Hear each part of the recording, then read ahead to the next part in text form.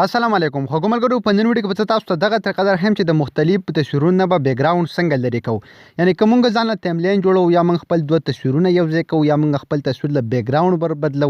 یا موږ په خپل تصویر کې نور څه ایډیټینګ کوو زه غواړم چې دغه نه په اسانه طریقه باندې او په زبردست طریقه باندې مکمل تور باندې بیک گراوند ریموو کما بیک گراوند لري کوم چې پای کې بالکل بیک گراوند رانی شي څنګه چې تاسو زما د موبایل په سکرین باندې ښکاري چې ماره دی یو خپل تصویر دغه بیک گراوند لري کله بالکل پسې بیک گراوند نشته بالکل کلیر دی بیک گراوند ریموو شوی دی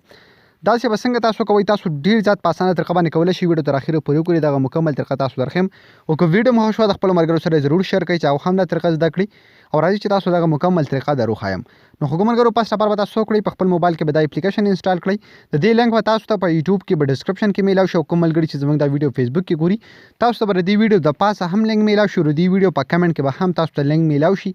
دا کوم چې زموږ د پیج د در په تاسو را درکړل شوی دی د هغه لینک نه تاسو دغه اپلیکیشن په خپل موبایل کې انسټالول شي کله چې هم تاسو دغه اپلیکیشن په خپل موبایل کې انسټال کړو دا به اوپن کړئ پس ټاپر به تاسو ته یو آپشن درکړي اپلوډ ایمیج نو تاسو به هغه تصویر دلته اپلوډ کړئ د کوم نه چې تاسو بیک گراوند ریموو کول غواړئ نو زه به هغه تصویر راواخلم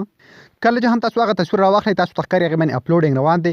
بالکل لږ لوډینګ په دې باندې وشي اتوماتیکلی به دغه تصویر نه تاسو بیک گراوند ریموو شي بیک گراوند به ختم شي تاسو ته ښکاري تاسو دلته بیا کتلی شي او بالکل به په هغې پسې مطلب لږ غونده کې بیک گراوند به هم په هغې پسې نه وي نو تاسو اوس دغه تصویر مطلب په بیک گراوند ولا هم چینج کولی شئ ځکه په دې پسې بیک گراوند نشته تاسو ته بل بیک گراوند لګولی شئ په تملین کې ځان نه هم لګولی شئ په مختلف کارډز کې ځان نه لګولی شئ په هر شي کې تاسو دغه تصویر لګولی شئ بالکل به دې پسې بیک گراوند نه وي او دا اوس په پی ان جي کې دا تصویر جوړ کړی شو بیا به دغه تصویر تاسو سیو کوئ څنګه د هغې لپاره سمپل تاسو دا ډاونلوډ آپشن هم درکړی که تاسو په ایچ ډي کې ډاونلوډ کول غواړئ نو په ایچ ډي کې هم تاسو شئ سمپل به ډاونلوډ باندې به کلیک واخلئ په دې باندې به لږ غونته کې لوډینګ وشي او اتوماتیکلی دغه ستاسو چې کوم تصویر دی تاسو ته ښکاري دا په پیکزل کې تاسو هم اوپن کولی شئ په ګیلري کې تاسو اوپن کولی شئ په ډاونلوډ باندې به کلیک کوئ په لږ ټایم کې به دغه ستاسو چې کوم تصویر دی نو هغه به ستاسو سره سیو شي نو بس که دغه تصویر مطلب زه دلته اپلوډ کوم تاسو ته ښکاري زه اپلوډ کوم پیکزل ایپ ته یا بل یو اپلیکیشن ته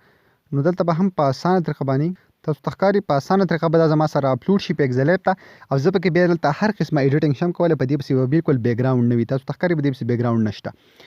نو هغو ملګرو په دغه طریقه مې تاسو کولی شئ چې د مختلف تصویرونه په اسانه طریقه باندې بیک گراوند ختم کړئ امید لرم د نوې ویډیو به ستاسو خوښه شوي که ویډیو خوښه شوي د خپلو ملګرو سره ضرور شیر کړئ او موږ به خپلو دعاګانو کې یاد ساتئ د الله په امان